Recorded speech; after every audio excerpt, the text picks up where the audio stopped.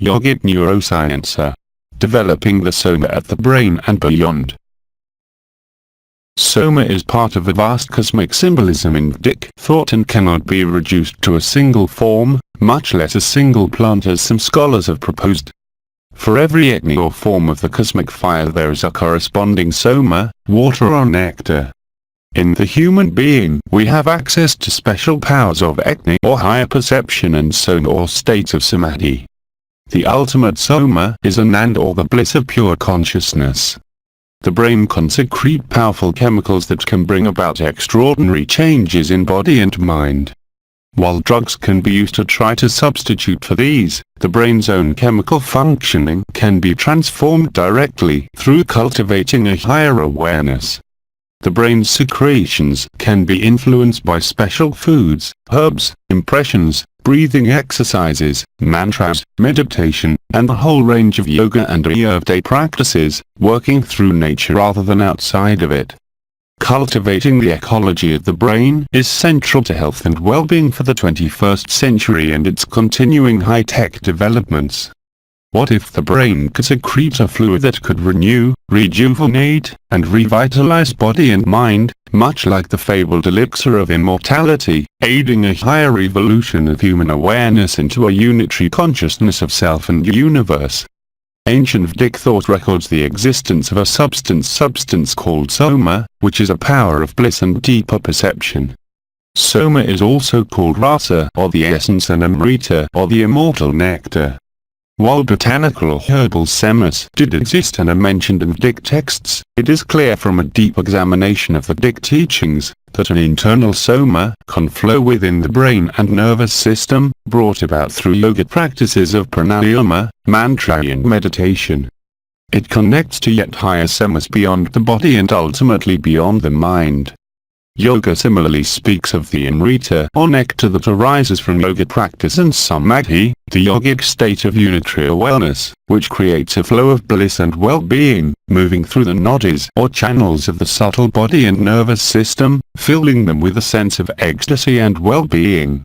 In yogic thought, the thousand-petal lotus of the head, the chakra at a higher level that corresponds to the brain at physical level, is also called Soma. Soma refers to the moon as the light of beauty and happiness, but also to the moon as symbolic of the light of cool, calm self-awareness.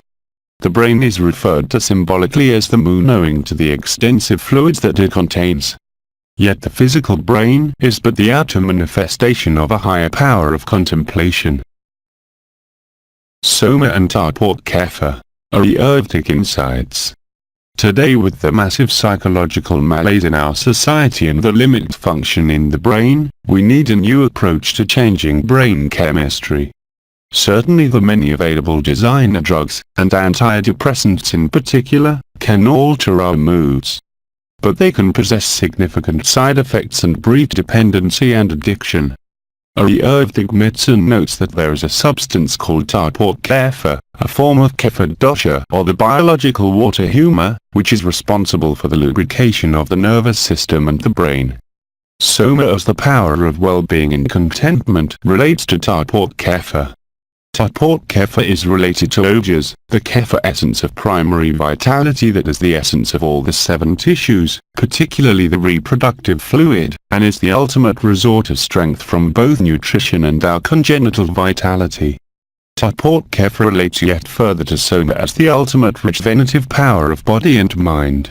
A yogic neuroscience would aim at understanding and developing the Soma at the brain and the head chakra or thousand-petal lotus, through improving Tatpurkefa. There are many tools and teachings about this in Vedic, yogic and tantric thought.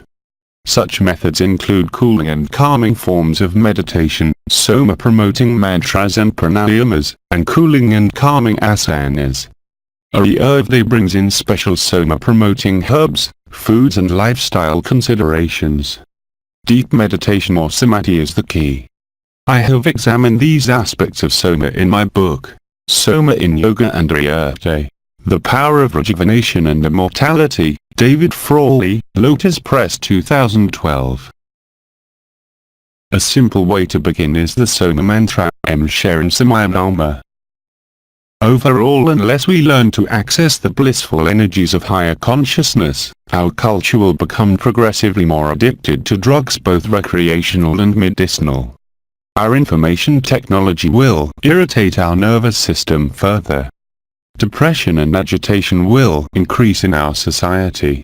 Yoga and Ayurveda show us the way to counter this, but we must do the work in our own daily lives, starting with our own sadhana.